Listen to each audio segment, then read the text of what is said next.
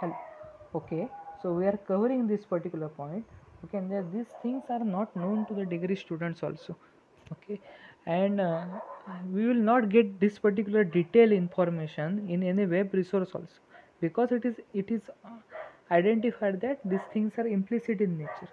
या गोष्टी इम्प्लिसिट आहेत आणि मुलांना समजल्या पाहिजेत अशी अपेक्षा असते, परंतु बऱ्याच वेळेला ते समजत नाहीत आणि बऱ्याच वेळेला जोपर्यंत प्रॅक्टिकल एक्सपोजर मिळत नाही तोपर्यंत त्या गोष्टीबद्दल माहिती मिळत नाही. म्हणून मी त्या डिटेलमध्ये सांगण्याचा प्रयत्न केला आहे.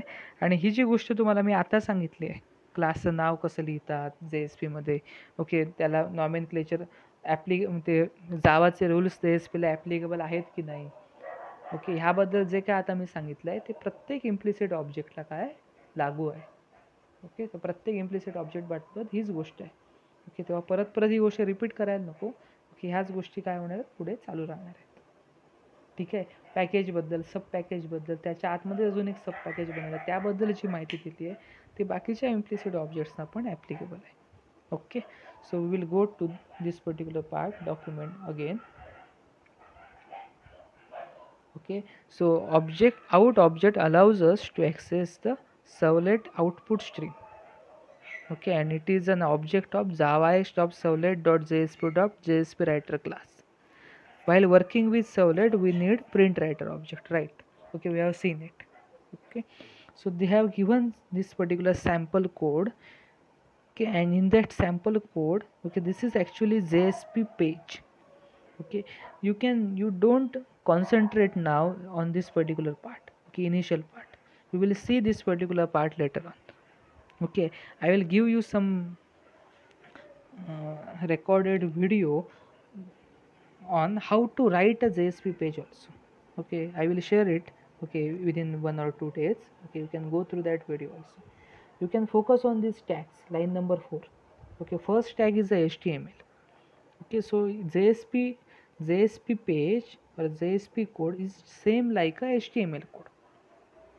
Okay, so most of you have gone through the HTML codes, right? You have seen it in HTML, and it is very easy. It is a scripting language, right?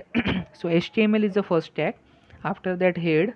Okay, after that some meta information is available. Okay, don't focus on this meta information also currently, it is not required for you. After that, title. So line number 6 आहे ते सोडून द्या, त्याच्या पुढच्या पार्टकडे या. टायटलमध्ये आपण नाव दिलं आहे इम्प्लिसिट गुरु JSP1. तुम्ही कोणतंही नाव देऊ शकता. ओके, इम्प्लिसिट JSP1 एवढं सुद्धा नाव देऊ शकता. आणि त्यानंतर टायटल टॅग काय केलं आहे, कंप्लीट केलं आहे. ओके, त्यानंतर हेड कंप्लीट केलं आहे. त्यानंतर आपण बॉडी पार्टमध्ये आलो आहे HTMLसाठी, आणि बॉडी पार्टमध्ये आपण टॅग वापरले आहेत. ओके, हे टॅग्स आहेत. ओके, हे जे टॅग्स तुम्हाला दिसत आहेत लाईन नंबर 10 पासून लाईन नंबर 13 पर्यंत, ह्याला म्हणतात स्क्रिप्टलेट टॅग. आता ह्या टॅगचं महत्त्व काय, या आधीच्या सेशनमध्ये पण ते तुम्हाला सांगितलं असेल, मी आता तुम्हाला परत सांगतोय. आणि त्याच्याबद्दल एक व्हिडिओ पण मी तुम्हाला करून दाखवणार आहे, कशा पद्धतीने JSP पेज लिहायचं हे तुम्हाला त्या व्हिडिओमध्ये समजेल. ठीक आहे. तर बॉडी टॅगमध्ये आपण बॉडी पार्टमध्ये आपण स्क्रिप्टलेट टॅग वापरतोय. लाईन नंबर 10 ते लाईन नंबर 13 ह्याच्यावर फोकस करा. ह्या लाईन नंबर 10 पासून लाईन नंबर 13 पर्यंत आपण जावा कोड लिहितोय.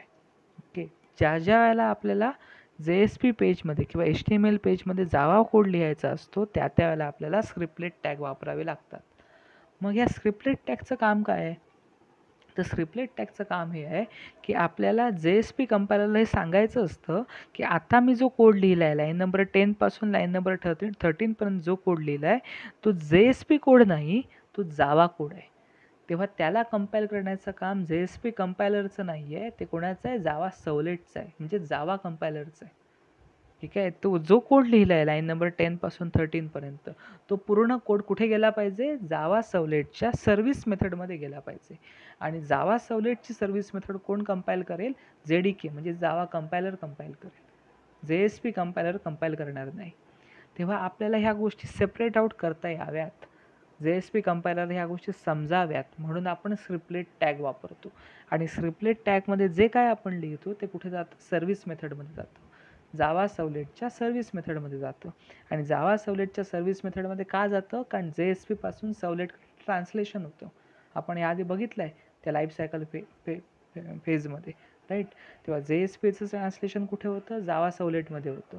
आणि JSPमध्ये जे आपण स्क्रिप्टलेट टॅगमध्ये लिहितो ते जावा सर्व्हलेटच्या सर्व्हिस मेथडकडे जातं. आणि जावा सर्व्हलेटची जेव्हा सर्व्हिस मेथड कंपाईल केली जाते कोणाकडून, जावा कंपायलरकडून, त्यावेळेला त्याचं आउटपुट शो करतात किंवा आउटपुट शो केलं जातं. So use of scriptlet tag is to write a Java code within JSP file or within HTML file. This is the use of scriptlet tag. So it is very important.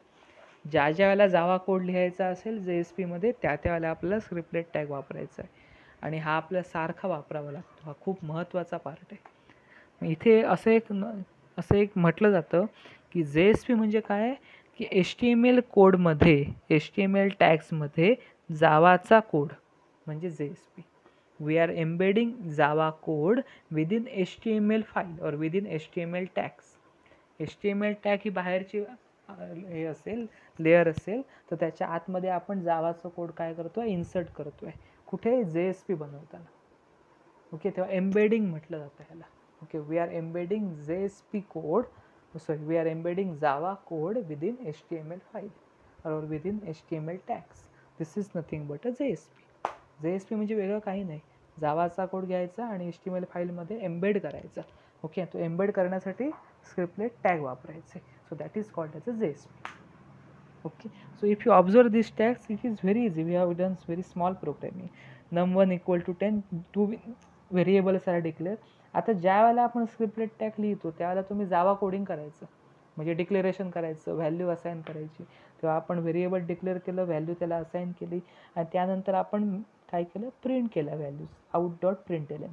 Print करताना आपण out वापरतोय object, जे implicit object आहे. Okay, first implicit object we have seen it. Okay, आणि त्यानंतर normal message जसा आपण देतो println मेथडमध्ये तसा मेसेज दिला आहे आपण. नंबर 1 इज डबल कोटेशनमध्ये concatenation operator num1.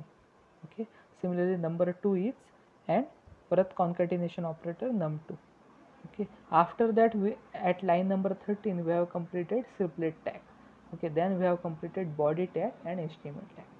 Okay, so the things are okay compiled and executed, and this is the output. You are getting this output,